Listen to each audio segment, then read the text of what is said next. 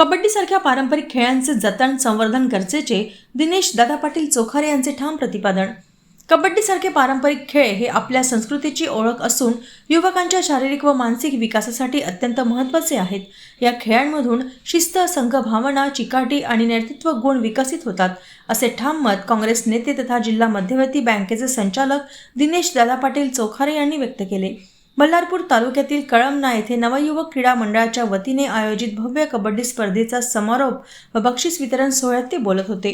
यावेळी बल्लारपूर काँग्रेस कमिटीचे ग्रामीण तालुकाध्यक्ष गोविंद उपरे, सामाजिक कार्यकर्ते भास्कर कावळे, सामाजिक कार्यकर्त्या सौ सोनाली भास्कर कावळे, बल्लारपूर काँग्रेस कमिटीच्या तालुका उपाध्यक्ष सौ नाजुका हनुमान आलाम, सामाजिक कार्यकर्ते गणपत नेवारे, राजेश मोरे, कळमना ग्रामपंचायतच्या सदस्या छाया तलांडे, सदस्य संघर्ष रेणकुंटलवार यांच्यासह अनेक मान्यवरांची उपस्थिती होती। स्पर्धेच्या अंतिम सामन्यानंतर विजेत्या व उपविजेत्या संघाचा मान्यवरांच्या हस्ते चषक, पदके व रोख बक्षिसे देऊन गौरव करण्यात आला। संपूर्ण परिसरात क्रीडा महोत्सवाचे वातावरण निर्माण झाले होते।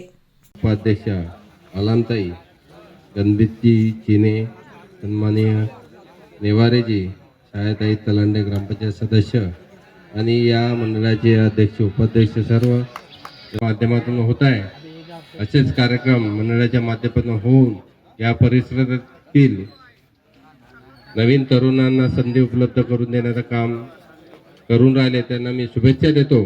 जे संघ विजयी झाले त्यांना शुभेच्छा देतो आणि आता मैदानावर एक मॅच चालू आहे, त्या दोन्ही संघांना शुभेच्छा देतो आणि मी आपल्या शब्दाला विराम देतो।